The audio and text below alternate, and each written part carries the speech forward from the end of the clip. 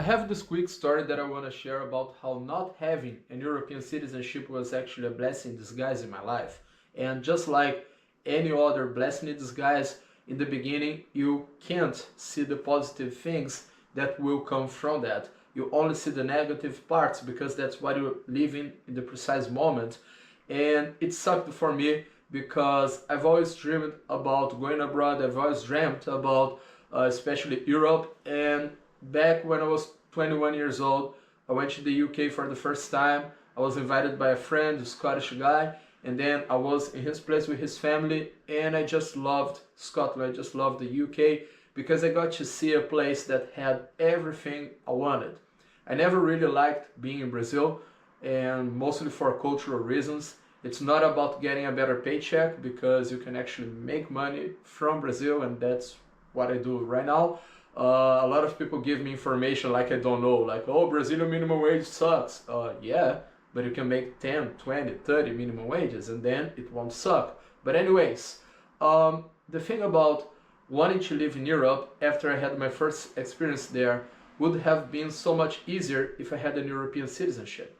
If I had someone that I can trace back from my family, or if I had, I don't know, some kind of different rules for being Brazilian, and that I could just apply and get my citizenship, but no, there was no easy way. Even if you run those crazy DNA tests that they get your saliva or anything, you're gonna see that in my family it's basically like 80-90% Portuguese, but the Portuguese immigration in Brazil was so many generations ago, like centuries ago, so you can't really trace that back. I think you can only go back to your grandfather or great-grandfather, something like that. So I couldn't go back, even though if I went, they would see that, yeah, okay, genetically you're kind of like Portuguese, but as I said, there was no one in my family that I could get the citizenship from.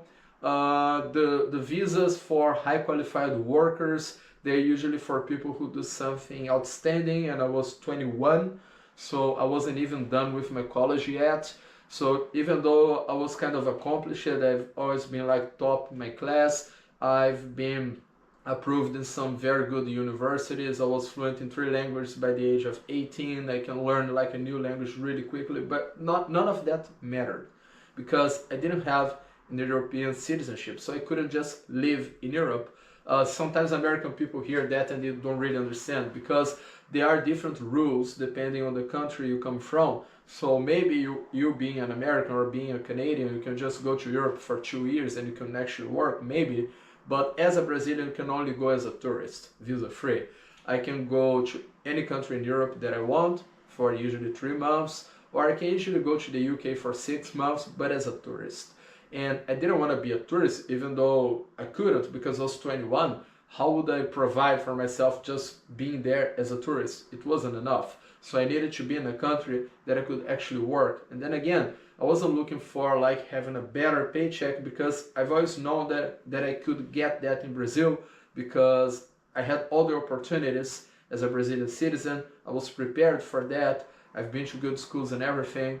And it was just a matter of time of making money in Brazil, but it wasn't about money. It was mostly about identification. I wanted to live in Europe. I wanted to walk freely out there. I wanted to see the countries. I've always been amazed on how easy it is to go from one country to another here in Europe. And I'm saying here because now, yes, I do live in Europe, and I came all the way from Estonia to here, Latvia, by bus, and it was just 4.5 hours. And I was in another country. And in a couple of days from now, I'll be in Lithuania. And once again, it's gonna be like 4 hours, 30 minutes trip to go to a whole different country. And this is just amazing for me.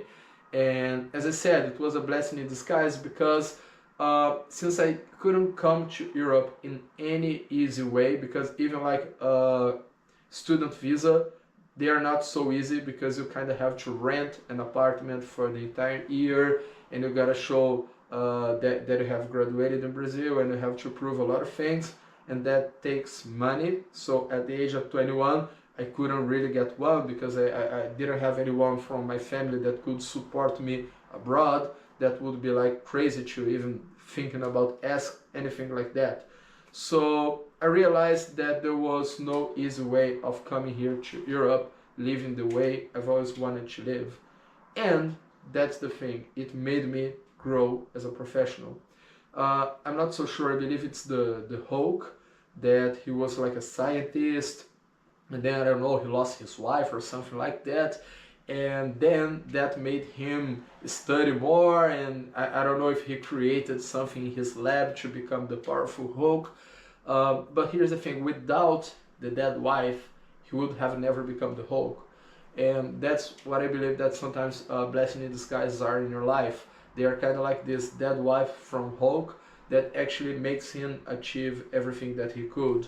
So what I believe is that if I had some Italian grandfather, which is a very regular thing in Brazil, or a German grandfather or a Portuguese grandfather, I know so many people in Brazil who have, but I don't. So if I had, probably I would have just like requested my citizenship. After a few months I would have gotten one, and I would just like move to Europe and get a regular job in a coffee shop, apply to a college, and be there hanging out in the college or working a part-time job, sharing an apartment with someone else, and probably I would get used to that. I would just be a bit lazy, because one thing that I noticed whenever I visited richer countries in Europe is that guys, they usually get a bit lazy because they have a strong currency and so many things are easy in their country, so they don't even do their best, because if you just do like 40% of what you can already get by. So I would probably head the same way. I know that by the age of 21 I had already a lot of what I have now. I've always wanted to win, I've always wanted to achieve higher accomplishments, but probably I would take it easy and I wouldn't be doing as much as I could. I would just like look for a better job. I think that's as far as I would go. I don't think I would ever be the guy who would be like 30 years old serving coffee, because that's just not me. But I would probably just look for a decent job in an office and I would be happy with that. But that's not as much as I can go. That's not as far as I can go. So, as I said, I couldn't go to Europe and have this life. I had to go on the hard way. And what would be the hard way? Being an immigrant? No, of course not. I don't want to be an immigrant and get stuck at terrible jobs for the rest of my life as an illegal immigrant. What did I have to do? Very simple. I had to make things my own. There was no legal way to do it, like getting the visa from my family or anything like that, as I explained it. So I had to build my own business. And do I get to be here because I have a business? No, I get to be here because I have money and I have freedom. Because since my whole work is in my laptop, I can be anywhere I want. And as I said, as a Brazilian, it's not hard to go to a country as a tourist. I have 90 days visa free on Schengen zone. If you're not familiar with Schengen zone, it's basically the main countries of Europe.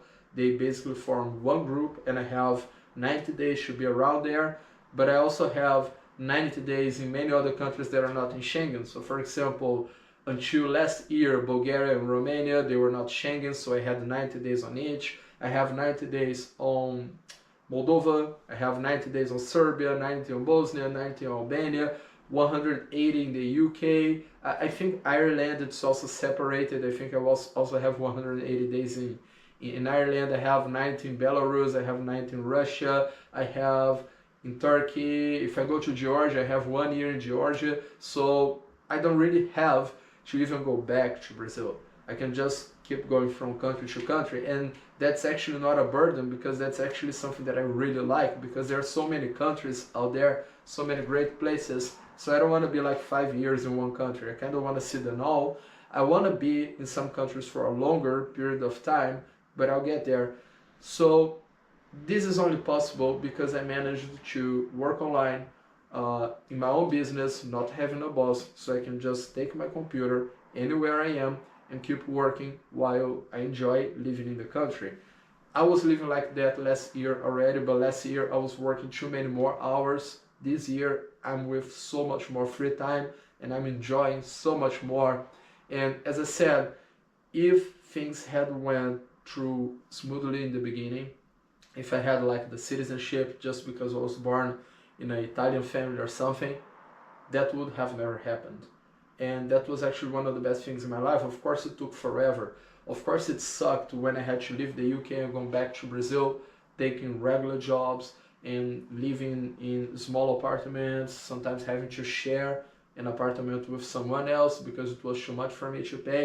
So in that time, it sucked, it was bitter, and it seemed like it was never going to end because I wanted to be here. I wanted to be seeing what I see right now, living what I live right now, but then for some reason I was back there. And there's no positive thing like when you're going through your hard time. I was going to say going through hell, but it wasn't hell. It was just like a situation that I didn't want to live, but it wasn't that bad. But I wanted to be here. And those things that happened with me, they made me do my best because I couldn't come here working for a Brazilian company. First of all, remote work is not that popular in Brazil. And second of all, if you get like a regular Brazilian paycheck, it's not as much to live well in Europe.